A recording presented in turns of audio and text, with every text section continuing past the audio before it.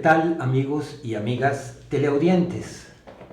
Bienvenidos a un nuevo programa A Profundidad. Como ya ha sido costumbre, los días jueves a las 8 de la noche, proyectamos y pasamos entrevistas con los aspirantes a la presidencia de la República en esta carrera electoral que culminará en febrero del 2022. Esta es ya la sexta entrevista que realizamos y esta noche conversamos con Natalia Díaz, quien es la candidata del partido Unidos Podemos. Ella nació un 25 de noviembre de 1984 en San José.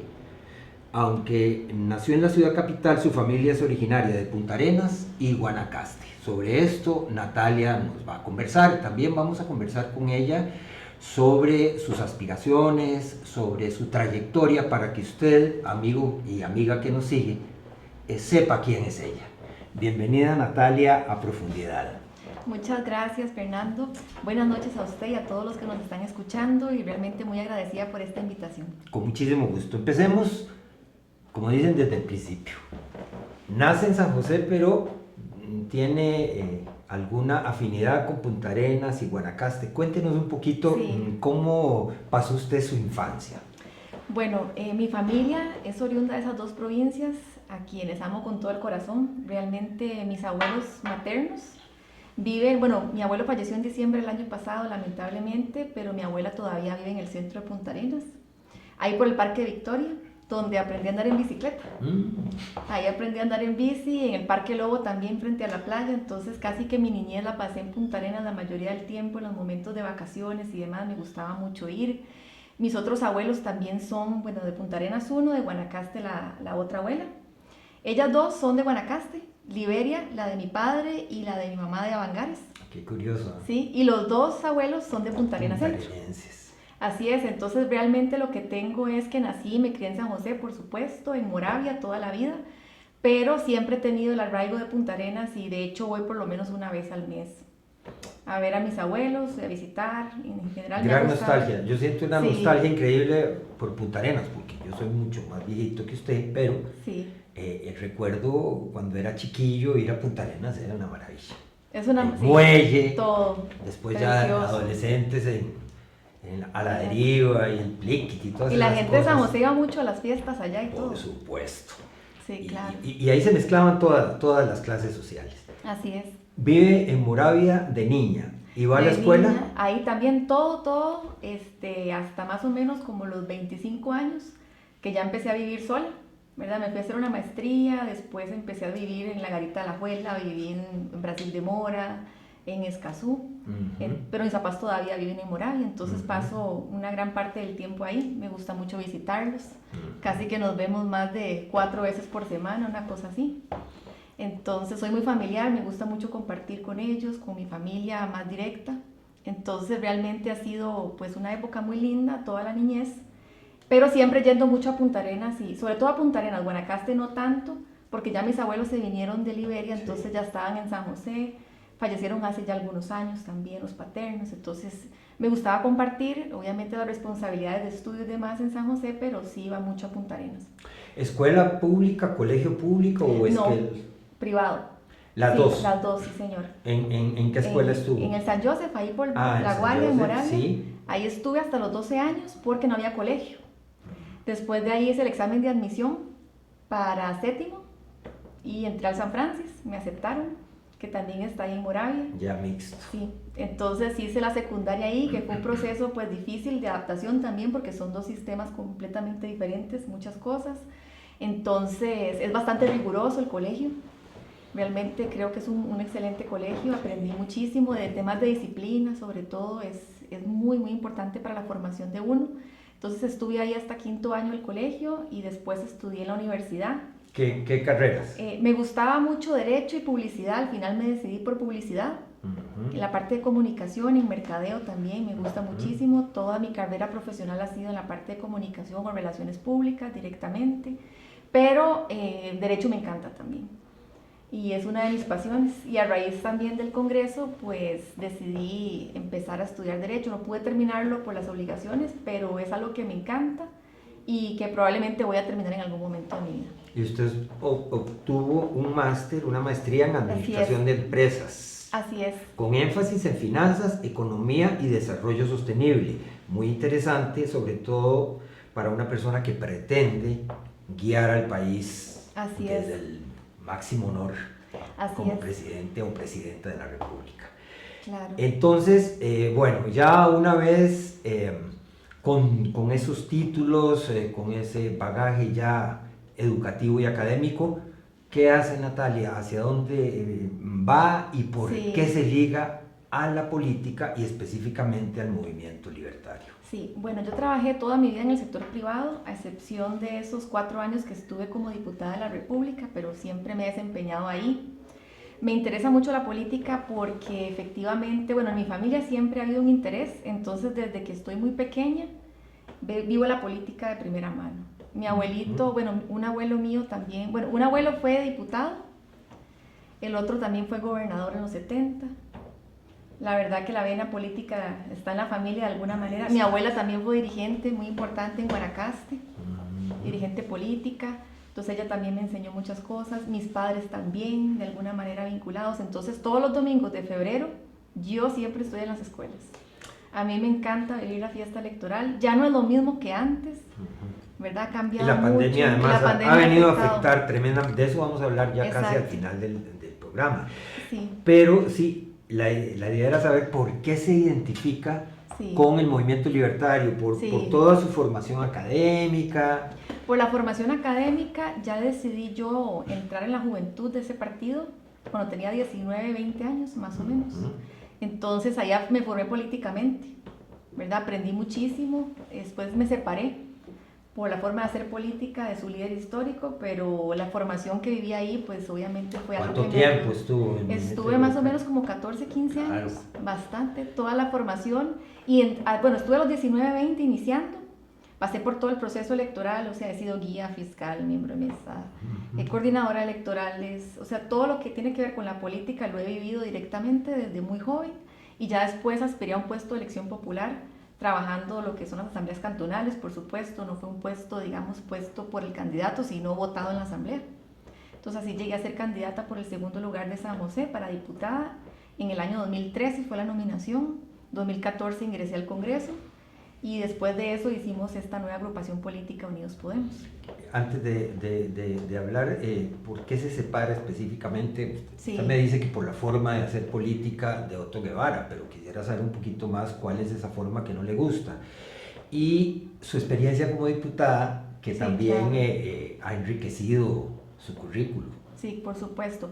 Bueno, el motivo principal es ese, como bien le dije, don Fernando, es una persona que por supuesto cuando yo ingresé, fue un referente, pero después realmente yo me di cuenta de que no es la persona que para mí es el líder en el momento y decidí hacerme a un lado. Yo creo que un liderazgo dentro de un partido es también dar espacios a otras personas y no solamente en mi caso muy particular, sino también en toda la historia que hubo del movimiento libertario y que por 20 años fue candidato, me hizo tomar la decisión de dar ese paso hacia el frente, no sin antes a lo interno del partido tratar de hacer la diferencia cuando aspiré a una convención interna. Al final no se dio, yo creo que esa posibilidad de renovar nunca fue viable realmente, entonces tomé la decisión de separar, porque para mí los principios y los valores no son negociables. Hablemos de Unidos Podemos, el germen, cómo se crea, ya usted me contó que usted se separa y termina siendo la candidata de este partido, pero ¿quiénes estaban ahí? ¿Cuál era el entorno? ¿Qué figuras importantes? Cuéntenos. Sí, bueno, justamente muchas personas a raíz de esa separación que tuve del movimiento libertario y que mantengo hasta la fecha, no tenemos ninguna relación, ni mucho menos, muchas de esas personas me ayudaron también a formar Unidos Podemos, no es un trabajo solo de Natalia, líderes también en sus comunidades, gente que ha sido miembro de comités cantonales de deporte, asociaciones de desarrollo, ese tipo de personas son las que he tratado de acercar al partido, gente que también ha trabajado en su comunidad, como nuestro alcalde, por ejemplo, en Moriamuno de Cartago. Es una persona que desde los 15 años está involucrada en temas de la comunidad. Entonces, realmente me interesa dar espacio a ese tipo de personas que toda la vida han tratado de hacer algo y que ahora tal vez a través de algún espacio en un partido político pueden hacer muchas más cosas. porque todos podemos incidir de alguna manera, pero en el cargo político esa incidencia es mayor. Entonces la idea es brindar esos espacios, por eso hicimos Unidos Podemos, para que haya personas que puedan participar, por supuesto, competir con otras personas interesadas y decir, bueno, yo aspiro a una alcaldía, yo aspiro a ser regidor de mi comunidad, y darle esos espacios a la gente, porque en los partidos tradicionales lamentablemente cuesta mucho. Y si usted quiere un puesto de elección popular, a veces tiene que esperar hasta 20 años. Y realmente hay gente que quiere incidir hoy, y la política ha venido cambiando muchísimo, ya no es la misma política de antes, la gente está anuente a ver figuras distintas, no se vota tanto por el partido como por la persona. Entonces la verdad es que las cosas están cambiando, y eso nos permite a nosotros también ser una fuerza política que sea una fuerza a considerar también en las elecciones que vienen. En el caso suyo, usted sería una alternativa diferente. Sí. Unidos Podemos, pero usted sigue siendo libertaria ideológicamente. ¿Cuál es, digamos, su norte ideológico? Bueno, los principios para mí son innegociables. Yo sigo creyendo en esos principios que rigen el pensamiento de nuestro partido, y ese pensamiento lo podría resumir en que lo que nos importa a nosotros es el bienestar de la persona. O sea, la persona es el centro de toda la política pública, y eso lamentablemente ha quedado de lado. Yo me definiría como una persona que trata de que las decisiones de un país siempre vean el beneficio de la gente. A veces pensamos más en la institución como tal que en el servicio que está recibiendo el ciudadano. Entonces, todas las políticas para mí deben de centrarse en esa decisión, y que las personas puedan desarrollarse plenamente sin que el Estado sea un obstáculo para el desarrollo. Uno sabe que el Estado debe existir y que tiene que estar para regular ciertos comportamientos, situaciones que se den y demás. Por una libertad justamente de respeto hacia los demás, hay cosas que el Estado tiene que velar, ¿verdad? Yo estoy a favor de que eso se dé, por supuesto, pero lo cierto es que hoy también entra más allá de esas responsabilidades, y ya se volvió un obstáculo en la vida de la gente.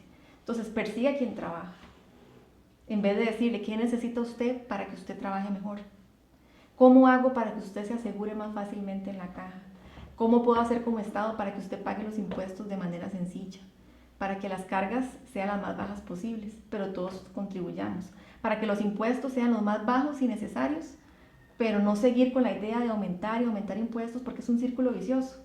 Entonces nosotros creemos en que eso debe de reducirse, que todos aportemos de alguna forma al país, pero que también veamos esos resultados. El problema de los impuestos que tenemos hoy, don Fernando, es que uno no ve los resultados de esa recaudación en obras, en actividades, en cosas que uno como ciudadano pueda percibir, y siempre nos piden cada 3, 4 años un paquete tributario. Entonces me parece que la solución debe ser otra, cambiar un poco esa cultura y decir, no, bajemos cargas, bajemos impuestos y hagamos que la gente pueda formalizarse fácilmente. Ese es el pensamiento de nosotros. Y pensar, por ejemplo, en medidas flexibles de la Caja Costarricense del Seguro Social, que ese es un tema enorme. Ahora vamos a hablar con detalle de hablar algunas instituciones estatales que requieren, digamos, que requieren cirugía con urgencia. Le decía que usted es un caso de una figura nueva, un partido nuevo, que se separa del movimiento libertario. Ese movimiento libertario, de alguna manera, la franquicia la obtiene Carlos Valenciano Camer, se anuncia como candidato, respaldado por un gran capital que tiene, comienza una campaña interesante desde el punto de vista publicitario, y luego renuncia. Todavía no sabemos los motivos. Él dice que por salud, familia, etcétera, etcétera. Pero estaba como candidato del movimiento libertario, mientras que Otto Guevara también funda un nuevo partido, y Federico Malavasi es su candidato. Entonces ahí es donde yo digo que, digamos, hay 3 o 4 posibilidades, digamos, libertarias para que el ciudadano escoja. No hubo está Eli Feinstein también, no hubo intentos serios por crear una coalición que ya aspirara formalmente y con potencia al poder. Sí, en algún momento ese intento se dio. Sin embargo, en el caso de nosotros, aprovecho este espacio para explicar las razones principales por las cuales no decidimos formar parte. Primero que todo, es un proyecto político nuevo, de cierta manera, tiene 3 años. Es la primera vez que vamos a participar en una elección nacional, y nosotros queríamos participar también para mostrar nuestra alternativa. No estamos en la misma situación de otros partidos que ya tienen años de fundado y que han participado anteriormente. Y además yo me debo a muchas personas que me han llevado hasta donde estoy hoy como candidata. O sea, yo no he llegado solita y yo no puedo tomar ese tipo de decisiones sola porque me debo a un partido. Y dentro del comité ejecutivo del partido también tomamos el acuerdo de que íbamos solos a participar. Y además hay gente con interés de participar en la elección de puestos de elección popular que también pues tienen que hacerlo para ir haciendo ese camino justamente y ofrecer una alternativa distinta. Y yo me debo también a permitir que estas personas participen. Esa fue una de las razones principales. La segunda importante tiene que ver con que nosotros somos un proyecto político que está pensado en el largo plazo. No es un proyecto meramente electoral que busca las coaliciones solamente con un fin de obtener algún cargo, que por supuesto es importante porque el país tiene que tomar decisiones distintas a las que le ha venido tomando los últimos años, pero yo no lo veo con ese fin solo electoral, porque para mí ese es el problema de los partidos y el problema de que se estén dando candidatos en partidos de los cuales nunca han militado, de los cuales nunca han participado de su formación, porque eso es justamente el problema nacional en la política, que últimamente y a raíz de la pandemia también se ha abierto la posibilidad de hacer asambleas virtuales y todo eso ha facilitado la inscripción de partidos, que haya más opciones, eso también pues ha ayudado mucho, pero lo cierto es que esa digamos franquicias que se están dando hoy en poco ayudan a la política, porque se hacen con un fin de una elección, no pensando en cuál es el fin del partido político para la sociedad. Y esta cantidad de partidos, exacto, Natalia, va a atomizar la Asamblea Legislativa, sin duda alguna. Ya aquellos tiempos del cuplé, como digo yo, cuando existía el bipartidismo, claro, todo era mucho más fácil en cuanto a la aprobación de proyectos y acuerdos. Ahora, como dicen popularmente, es un arroz con mango porque ya hay muchos partidos y vendrán más, porque también aspira a Graving Moya a una doble postulación, Pilar Cisneo, de eso vamos a hablar ahora. Sí, hay varios con doble postulación. Entonces eso también crea posibilidades de que se atomice más y se diversifique más la asamblea. Háblenos de la fórmula electoral suya, ¿quiénes la acompañan? Bueno, tuvimos la asamblea hace 2 meses y medio más o menos. Elegimos ahí toda la fórmula de diputados, 57 nombres. Elegimos 2 candidatos también a la vicepresidencia y yo como candidata presidencial. Ileana González Cordero es la primera vicepresidencia. Ella es... Ella es del sector cooperativo. Cooperativo. Sí, es directora en COSIQUE. Entonces me interesa mucho porque es uno de los sectores que queremos potenciar más. Y abandonado. Muy abandonado. Y abandonado e intervenido. Intervenido, pero no es el sector como tal, son algunos líderes del sector que han causado esa imagen. Por supuesto. Pero el sector cooperativo es necesario para el país y es una fuente de desarrollo importantísima en zonas alejadas del país, de la área metropolitana, en zonas también que necesitan generar trabajo. Ahí inclusive nos interesa mucho ver de qué forma se presentan reformas legales. Yo había presentado una para poder conformar cooperativas con menos de las 12 personas que se establecen en algunos de los casos y ponerla en 5, ¿verdad? Que eso es un tema importante, que grupos pequeños, inclusive de mujeres emprendedoras, puedan llegar y decir, vamos a hacer una cooperativa y que sea bien sencillo conformarla. Sí. ¿Verdad? Eso para mí ayudaría muchísimo en la economía local, en provincias como Limón, ya me han externado esa necesidad, la zona norte, en general casi que en todo lado, cuando hablo con alguien me dice... Y allá es bien comunal, lo que usted dice, el bien de la gente. El bien en de la cooperativa gente. Todo se va repartiendo justa y equitativamente. Como dice usted, han sido cuestionados un sector importante de sus dirigentes, pero en sí la cooperativa es buena, es increíble. es excelente. ¿Y el segundo vicepresidente? José Alberto Grillo Rosanía, no sé si usted lo conoce. Grillo, me acuerdo de don Rafael Grillo. Bueno, sí, él es familia. Sí, exactamente. Era demócrata cristiano. Exactamente. Don Rafael. Es que fue presidente de la Asamblea Legislativa. Sí, fue presidente. Exacto. Entonces él es nuestro candidato por la segunda vicepresidencia. Es el secretario general del partido, una persona muy seria, politólogo, funcionario legislativo, tiene mucha experiencia en políticas públicas y temas de asamblea legislativa, entonces él es la segunda vicepresidencia. Y tenemos varios profesionales muy buenos también, empresarios agrícolas en la zona norte. En las papeletas de diputados, exactamente. Sí. En la zona norte tenemos un empresario agrícola, ¿verdad? 32 años, Richard López, una persona muy capaz, pero nunca se ha involucrado en política hasta ahora. Entonces él está aspirando por esa diputación. Carlos Porras también, que es nuestro candidato por el segundo lugar de San José. Bueno, hay un montón de nombres. Él es abogado, profesor universitario. Tenemos también, bueno, en lo que es Limón, también una empresaria del sector aduanero, Catherine Calvo, don Emilce Díaz, también educadora en la zona de Guanacaste, don Jenner Mora, educador también. Del sector público, tengo el sector público y sector privado, personas de ambos sectores. Él es por la provincia de Heredia. Tenemos también en la provincia de Cartago a Moisés Porras, quien es también ingeniero, trabaja en el sector privado.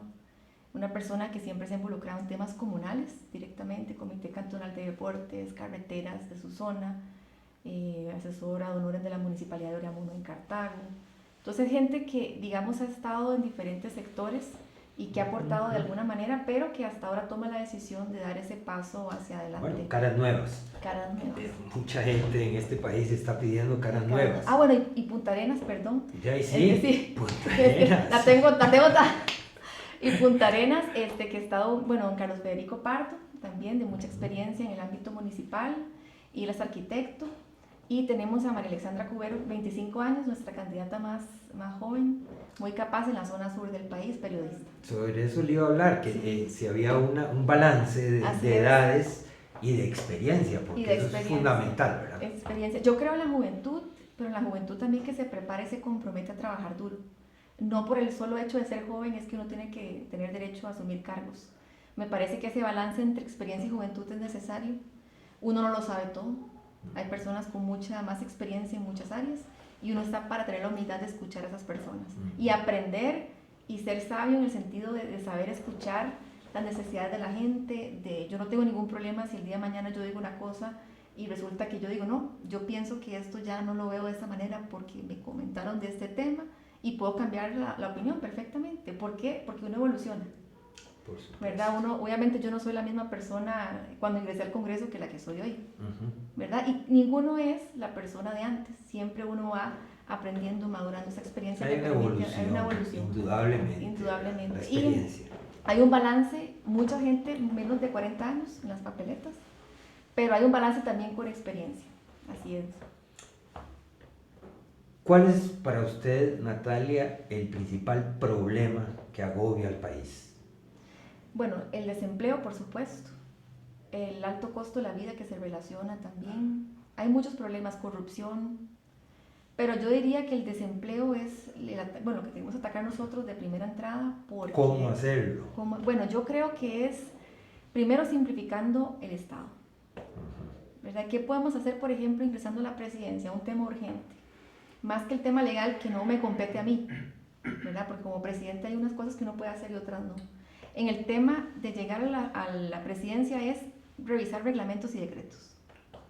Primer punto en la agenda. ¿Por qué? Porque las leyes son un marco general. El reglamento es el cómo hago la ley, cómo la aplico. Y ahí es donde hay problemas a veces, porque hay una sobreregulación. Y se meten en temas que la ley no regula. Y es parte de su funcionamiento. Lo que pasa es que a veces se extralimita y eso hace que sea muy difícil poner un negocio a operar. Poner todo lo que tiene que ver con los trámites al alcance de la gente. Las declaraciones juradas son urgentes, ya se empezó con ese proceso, pero eso es un tema que hay que empezar a hacerlo generalizadamente. Es decir, si yo quiero abrir un negocio, presento la declaración jurada y digo, yo cumplo con esto, me dan un plazo de 3 meses o 6 meses, dependiendo de lo que se dé, para ponerlo a operar, mientras tanto yo estoy funcionando. Eso es urgente. El Ministerio de Trabajo también, revisar cosas, ver todo lo que se hace con las inspecciones. Todo eso que es resorte de reglamentos hay que revisarlo. Y la caja, que era el otro punto. Porque el presidente ejecutivo tiene que conocer la administración de salud, por supuesto, y tiene que velar por los EBAIS y todos los servicios que se ofrecen. Pero lo más importante es que tenga conciencia de generar trabajo y formalización. Porque hoy, con las medidas de la base mínima contributiva, que es el ingreso mínimo de referencia, y le pongo un ejemplo. Si yo, por ejemplo, trabajo menos de 8 horas al día, pongámosle 4, y resulta que en esas 4 por día yo gano 200,000 al mes y la base mínima de la caja son 290,000, la caja no me permite a mí pagar mi seguro de salud y de pensión por los 200,000, sino que los pago sobre los 290.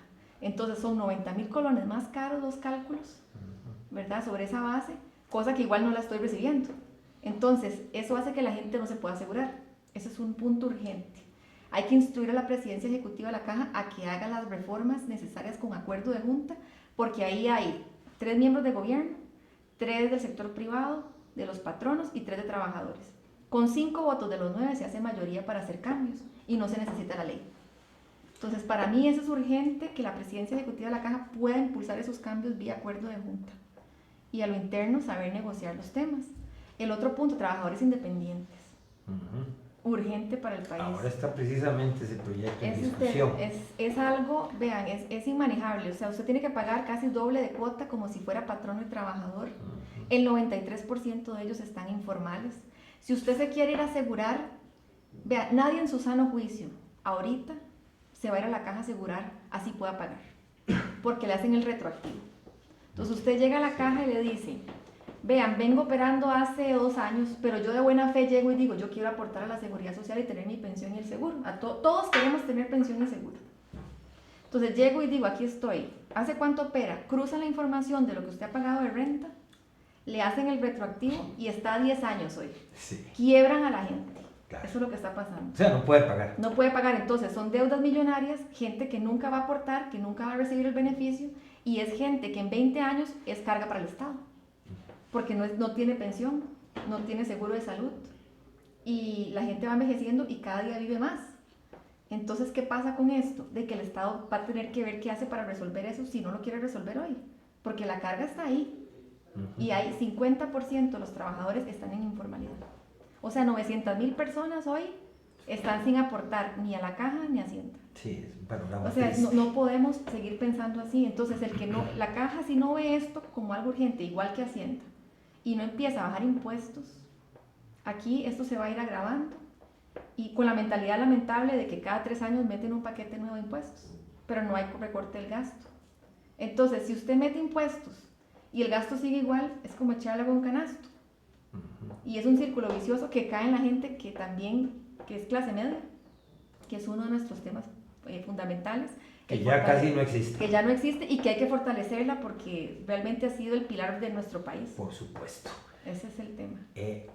Hace unos minutos hablábamos de las instituciones estatales más grandes. Hay algunas que reciben el mote de elefante blanco como Recope o Habdeba, otras que han sido pilar del desarrollo como el ICE, el INS, la Caja del Seguro.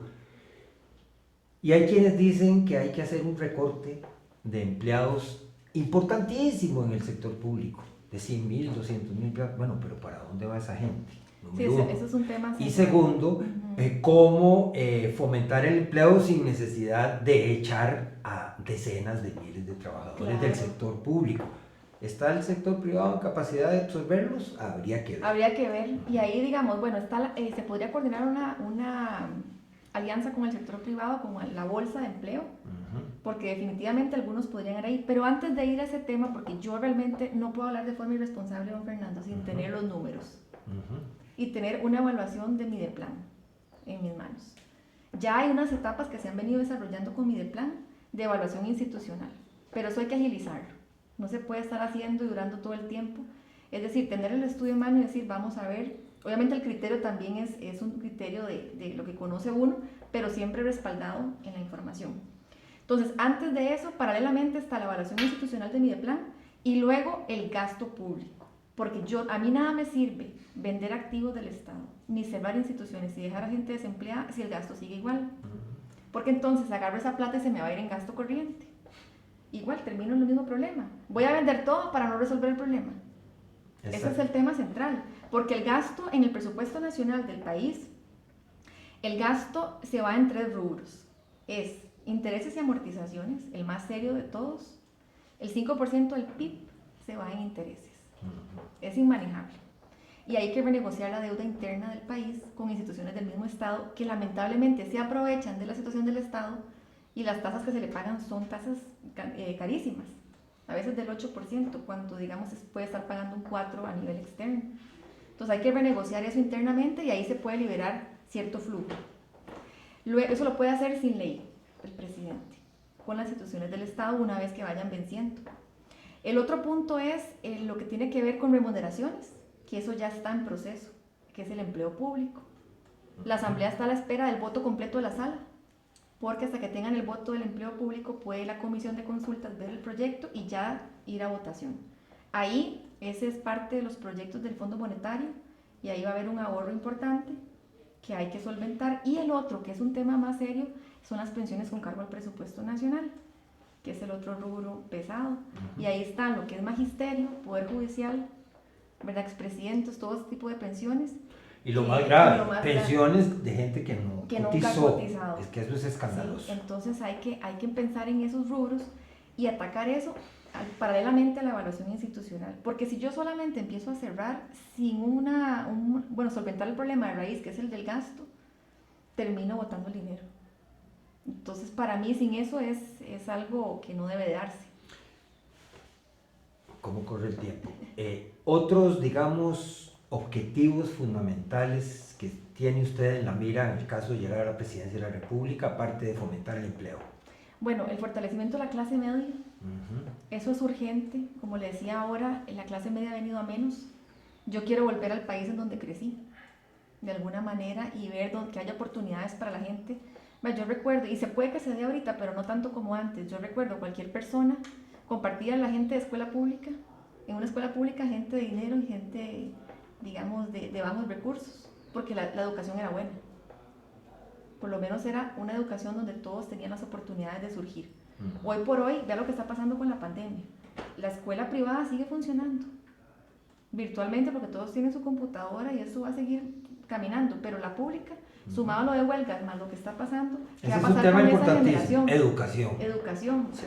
Y eso, sinceramente, el tema del Ministerio de Educación es algo que hay que intervenir inmediatamente en el buen sentido de la palabra. Y no es agarrar y decir, los docentes se me van, no.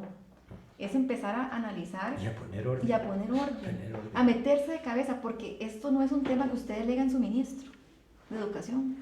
Hay temas en el país que usted tiene una persona que le va a ayudar a apoyarle en esa área, pero hay temas que son de presidente. Por más de que usted tenga el ministro, si usted no se mete de cabeza y exige cuentas, si usted no hace eso en ciertos temas, el país no va a caminar. Es el gran fiscal. Es el gran fiscal. Y es ahí donde la figura del Ministerio de la Presidencia juega un rol. Porque el presidente no puede estar en todo, pero puede decir en un consejo de gobierno exigir las cuentas, que el ministro de la presidencia realmente sea el que está exigiendo resultados, con metas en cada uno de los ministerios. Y educación para mí es trascendental. Costa Rica también quiero colocarlo y ojalá lo podamos lograr, pero eso tiene que ver con todo el tema de generación de empleo, por supuesto, de simplificación, las cargas sociales, facilidad para abrir negocios, facilidad para pagar impuestos, que es colocarnos en los primeros 25 países del índice del Banco Mundial de Facilidad para Hacer Negocios. Nueva Zelanda está en el primer lugar. ¿Por qué Costa Rica no puede estar? Si Costa Rica tiene recurso humano calificado, una zona privilegiada de ubicación geográfica, un país de gente amable, educada, un país con todo el potencial para desarrollar sus costas, un país que tiene seguridad jurídica, que tiene un sistema de salud privilegiado. ¿Cómo es que nosotros no estamos en el primer mundo? Vea, un montón de países en el primer mundo no tienen las condiciones de nosotros en salud, no tienen las condiciones en el medio ambiente quizás. Entonces nosotros tenemos muchas cosas buenas que ofrecerle al mundo en lo que es difícil de lograr. Entonces hagamos lo que resulta más fácil, en el buen sentido de la palabra, de hacer más fácil para la gente emprender, que haya desarrollo de tecnologías. Aquí tenemos ciencias de la vida, ¿verdad? Que es uno de los sectores que hay que impulsar muchísimo, el tema de turismo. O sea, nosotros tenemos un potencial enorme para ser un referente mundial. Lo es Israel, porque nosotros no podemos serlo. Si tenemos la capacidad tecnológica, recurso humano, todo lo tenemos. Entonces, para mí hay que colocar a Costa Rica en esos 25 primeros lugares. Pero si usted no desregula, en el buen sentido, obviamente hay controles del Estado que tienen que mantenerse, esto no va a caminar. Y esa es otra de las metas que tenemos nosotros. Empezar por algo. Y algo muy importante, don Fernando, la política solidaria en el buen sentido de que yo creo en los programas sociales bien dirigidos, pero no podemos seguir así. Vea, el IMAS celebró, yo siempre pongo eso de ejemplo, 50 aniversario del IMAS, recientemente. Y yo digo, está bien que exista la institución, 50 años después, cuando se dedica a los programas sociales. Yo lo que quiero es que cada vez menos gente dependa de eso. Porque hay que devolverle la dignidad a la gente. El clientelismo. Vea, hay gente que se ha tratado de eliminar algunos ministros, etcétera, o presidentes ejecutivos de Limas, pero es muy difícil. Es muy difícil. Vea usted con Es muy complejo. La ayuda esta estatal que dieron a la gente, Sí, proteger, hay una serie de irregularidades espantosas. Pero bueno, ya vamos terminando. Aquí no podemos quedar hablando. ¿Cómo califica usted el actual gobierno? Pues realmente no preocupado por la generación de trabajo. No, yo estoy, bueno, creo yo que no todas las personas que están ahí saben lo que cuesta generar un trabajo y pagar una planilla todos los meses. Falta gente que entienda eso en un gobierno, que sepa lo que cuesta pagar las cargas sociales, que entienda que la gente no puede dejar de trabajar por la pandemia. No se puede, el país no tiene cómo mantener a toda su población diciendo cierren los locales, tengan las restricciones, aquí están estas, hay gente que tiene que trabajar todos los días. Y lamentablemente la visión ha sido el de perseguir a quien trabaja. Esa es mi percepción y creo que eso tiene que cambiar urgentemente. ¿Usted cree que el PAC ya no logrará una tercera victoria? Pues yo esperaría que no, pero yo no soy la que debe decidir eso y esto es tan volátil que realmente habría que esperar primero quiénes son los que van a estar inscritos, los partidos, que eso es muy importante, que es hasta el domingo 3 de octubre que hay tiempo, y luego de eso ya ver el panorama. Yo espero que la gente entienda en esta ocasión que no podemos dejarnos guiar por los temas que no son trascendentales, que hay temas urgentes que atacar, que hoy hay hambre, que la situación económica del país no es la misma de hace 4 o 5 años, está empeorando cada vez más, y que tomemos decisiones realmente en personas que sean responsables, que no dividan al país, que no sean populistas, que no digan que pueden hacer cosas que no les competen por su cargo, primero. Que hay cosas que son de la presidencia, otras son de la asamblea. Y que estudien las propuestas, que estudien a las personas, que no se dejen llevar por cosas que realmente no son las relevantes en este momento. Y creo que ese sería un mensaje trascendental en esta entrevista, don Fernando. Muchísimas gracias. Ahora, las encuestas en este momento, ya sabemos. Sí. ¿Qué significan las encuestas? ¿Quiénes las pagan? ¿Qué tienen que decir? Etcétera, etcétera. Cuesta mucho creer en las encuestas. Sinceramente. Son fotografías del momento. Pero sin embargo, todas coinciden en que hay segunda ronda. Eso sí. Ningún candidato va a ganar en la primera. Entonces hay que ver que en esa segunda ronda apareciera que José María Figueres es el que más opción tiene para esa segunda ronda. Fabricio, doña Linet, por ahí viene Rolando Araya, después viene un pelotón grande donde está usted, pero todo puede cambiar. Claro, así es. Y no necesariamente lo que dicen las encuestas es cierto, pero por lo menos si usted no logra llegar a la presidencia, pues va a llegar nuevamente a la asamblea. Y nada más terminamos diciéndole a usted que le diga a quienes nos están escuchando hoy por qué tienen que votar por usted, aparte de todo esta serie de objetivos que usted ha venido mencionando. Bueno, yo estoy dispuesta realmente a impulsar todas las medidas que el país necesita para generar trabajo. Soy una persona que escucho, tengo la humildad para hacerlo, siempre la he tenido, y creo además que tenemos las mejores propuestas para que este país salga de la situación crítica en la que se encuentra hoy.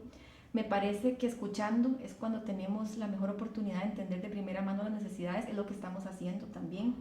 Soy una persona también responsable que no promete lo que no puede cumplir. Voy a hacer todo lo que esté a mi alcance para mejorar la situación del país, pero no lo voy a lograr en 4 años sola. Por eso es que nosotros escogimos Unidos Podemos como el nombre del partido también, porque solamente unidos podemos hacer los cambios que el país necesita. Unidos, Asamblea Legislativa, Poder Judicial, el Poder Ejecutivo, municipalidades, instituciones autónomas. Todo lo que tiene que ver con el gobierno como tal no depende solo del presidente, sino de la actitud responsable de las personas que se encuentran en esos cargos.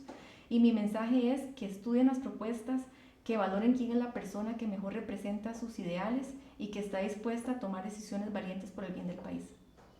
Muchísimas gracias, Natalia, por habernos atendido acá en Curridabat. Esta noche ha sido interesante, sin duda alguna, la exposición que ha hecho Natalia Díaz, candidata a la presidencia por el partido y también por Unidos Podemos y también aspirante a una curul. El próximo jueves a las 8 de la noche estaremos nuevamente con ustedes en un nuevo programa de A Profundidad. Gracias, Natalia, gracias a ustedes, nos vemos.